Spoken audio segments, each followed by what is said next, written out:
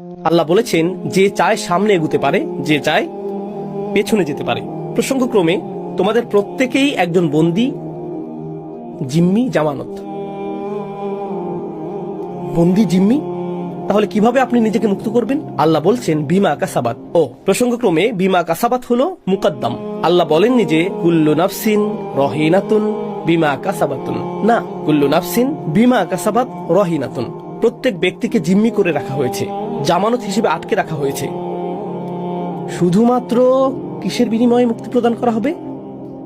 যা তারা উপার্জন করেছে এই জীবনে, যা তারা উপার্জন করেছে, যে কাজ তারা করেছে এবং যা তারা উপার্জন করেছে। এটা বেশ ভারী।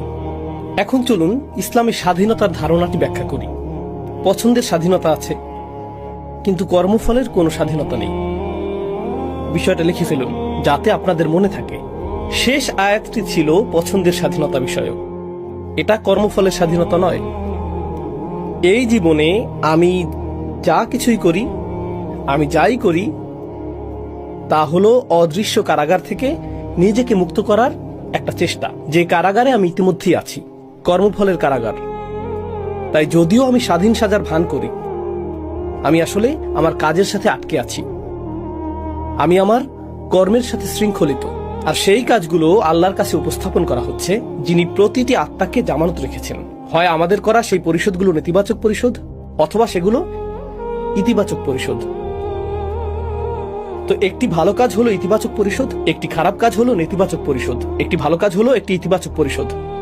আসলে আমাদের প্রত্যেকেই ইতিমধ্যেই কারাগারে আছি, এবং একমাত্র জিনিস যা আমাদেরকে এই কারাগার থেকে মুক্ত করবে তা হলো আমরা এই জীবনে যা করি, এই জীবনে আমরা যা উপার্জন করি। বিমা কাসাবাত রহিনা।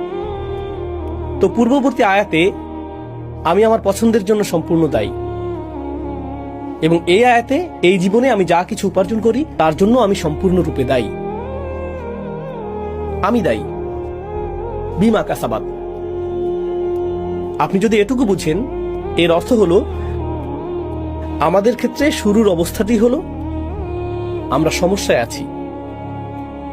বাস্তবতা এটা নয় যে আমরা ঠিক আছি, বাস্তবতা হলো আমরা সমস্যায় আছি, এবং সমস্যা থেকে বেরিয়ে আসার একমাত্র উপায় হলো ক্রমাগত পরিশোধ করতে থাকা।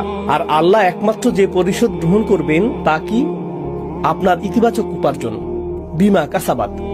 আল্লাহ ঠিক এটাই বুঝিয়েছেন যখন তিনি বলেছেন ইন্নাল ইনসানা লাফি খুসর। মানব জাতির জন্য শুরুর অবস্থাটি হলো তারা ক্ষতির মধ্যে রয়েছে, মানুষ ক্ষতির মধ্যে রয়েছে, মাহবুস, কারাগারে অবরুদ্ধ। আক্ষরিক অর্থেই মুআদ্দুন মাহবুস আলাইহি, তাদেরকে আটকে রাখা হয়েছে।